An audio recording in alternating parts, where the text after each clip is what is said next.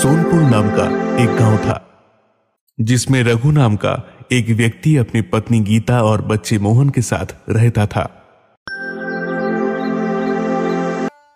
हे भगवान, इस बार अच्छी खासी फसल हो जाए तो सारा कर्ज चुका दूंगा। बस सेठ घनश्याम दास की बातों में ना आऊं।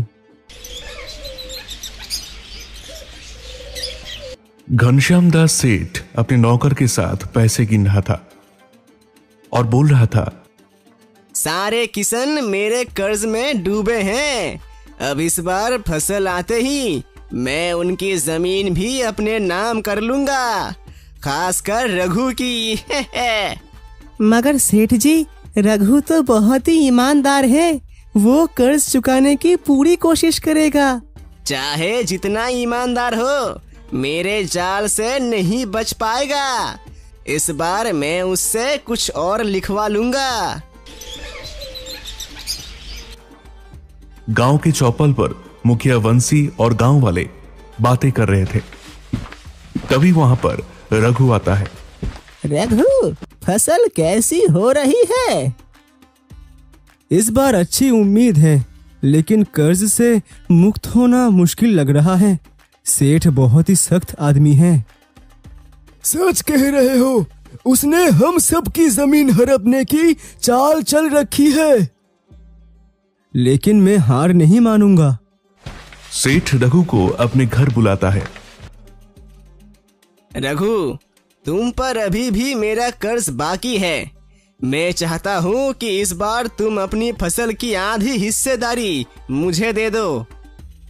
सेठ जी, मैं पूरा कर्ज चुका दूंगा, लेकिन अपनी फसल का आधा हिस्सा नहीं दूंगा।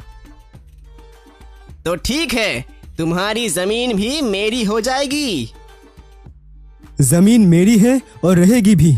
मैं अपनी मेहनत से कर्ज चुका दूंगा।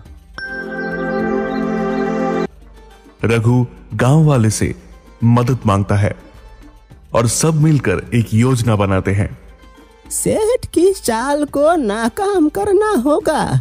सब मिलकर फसल बेचेंगे और कर्ज चुकाएंगे। हाँ, हम सब साथ हैं। ये कैसे हुआ? तुमने कर्ज चुका दिया? मेहनत और एकता से हर समस्या का हल निकाला जा सकता है। अब मैं कभी तुम्हारे जाल में नहीं फंसूंगा। सेठ जी, अब गांव वालों को परेशान करना बंद करें, वरना आपको गांव छोड़कर जाना होगा। सेठ शर्मिंदा होकर वहां से चले जाते हैं।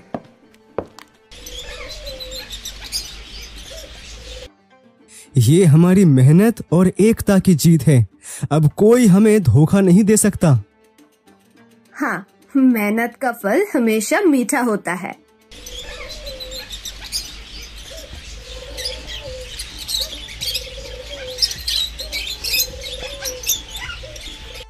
इन गांव वालों ने मुझे हर बार मात दी है, लेकिन मैं हार मानने वाला नहीं हूँ। इस बार मैं ऐसी चाल चलूंगा कि रघु और बाकी किसान खुद अपने खेत मेरे नाम कर देंगे। सेठ घर में बैठकर योजना बनाते हैं। वह अपने नौकर से एक दस्तावेज तैयार करवाता है। सेठ जी, ये दस्तावेज क्या है? ये तो बस एक कागज है, लेकिन इसमें ऐसी शर्त लिखी है कि किसान इसे समझ ही नहीं पाएंगे। जैसे ही वो इस पर दस्तखत करेंगे, उनकी जमीन मेरी हो जाएगी। उधर गांव में सभा बुलाई जाती है। इसमें मुखिया और गांव वाले रघु को समझाते हैं। रघु, मैंने सुना है कि सेठ ने एक नया दस्तावेज लेकर आया है। ये दस्तावेज हमें फंसा सकता है रघु। लेकिन मुझे अपनी फसल बेचनी है। अगर मैं पैसे नहीं जुटा पाया तो सेठ मेरे खेत छीन लेगा। रघु भाई, इस बार हमें पूरी सावधानी बरतनी होगी। उस सेठ पर भरोसा मत करो।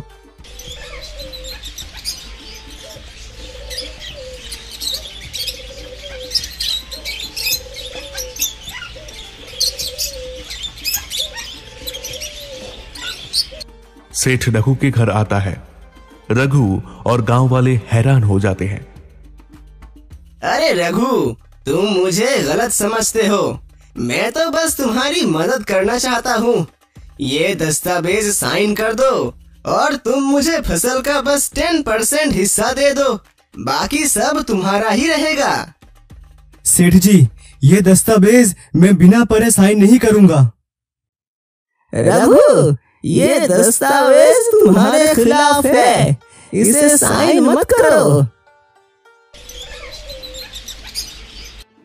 अब से हम सब अपनी फसल को साथ बेचेंगे और जब तक पूरा पैसा नहीं मिलेगा तब तक किसी व्यापारी से सौदा नहीं करेंगे।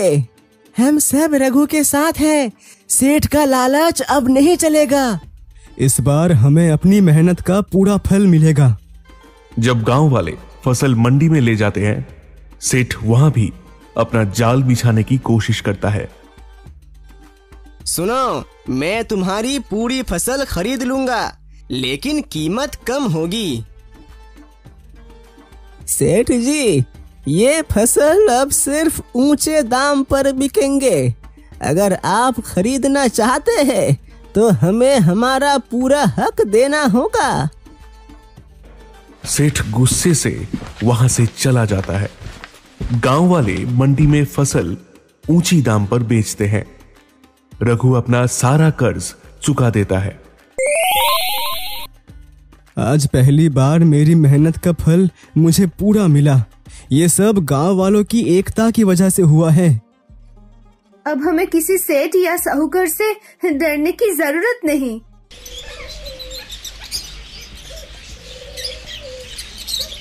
सेठ गांव छोड़ने की तैयारी करता है। इन गांव वालों ने मेरी सारी चालें नाकाम कर दी। अब यहाँ मेरे लिए कोई जगह नहीं। सेठ घनश्याम दास गुप्त रूप से एक योजना बनाता है जिसमें वह अपनी रिश्तेदारों से गांव वालों को परेशान करने की सोचता है। भाई रामलाल, इन गांव वालों ने मेरी इज्जत मिट्टी में मिला दी। अब मैं इनकी फसल मंडी तक पहुंचने ही नहीं दूंगा। तुम अपने आदमियों को भेजो और रास्ते में सारे बैलगाड़ियां रोक लो। चिंता मत करो, मैं ऐसा जाल बिछाऊंगा कि ये गांव वाले अपनी फसल बेच ही नहीं पाएंगे।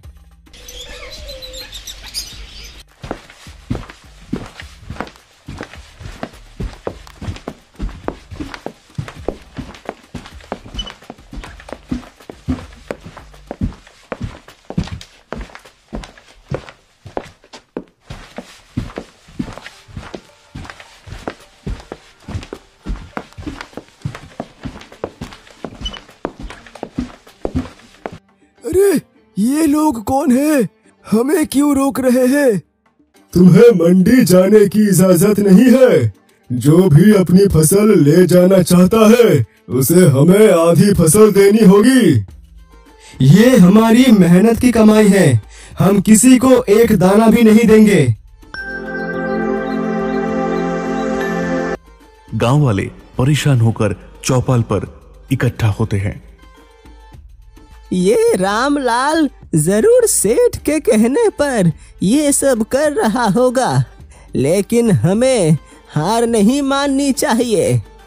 पर हम कर भी क्या सकते हैं? रास्ता बंद है। अगर एक रास्ता बंद है तो दूसरा रास्ता अपनाएंगे।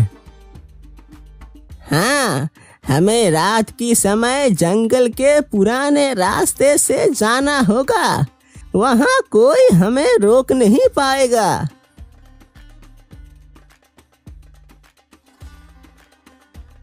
गांव वाले रात के समय अपनी फसल बैलगाड़ियों पर लादकर जंगल के रास्ते मंडी की ओर बढ़ते हैं।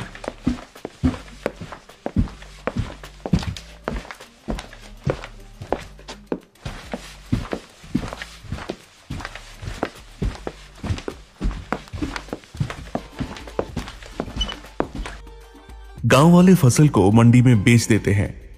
उन्हें पहले से ज्यादा पैसे मिलते हैं। गांव वाले मंडी से लौटते समय पुलिस को रामलाल और सेठ के खिलाफ शिकायत करते हैं।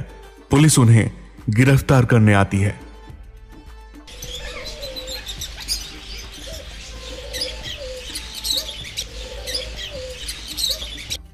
सेठ घनश्याम और रामलाल, तुम पर रास्ता रोकने और गांव वालों को धमकाने का आरोप है।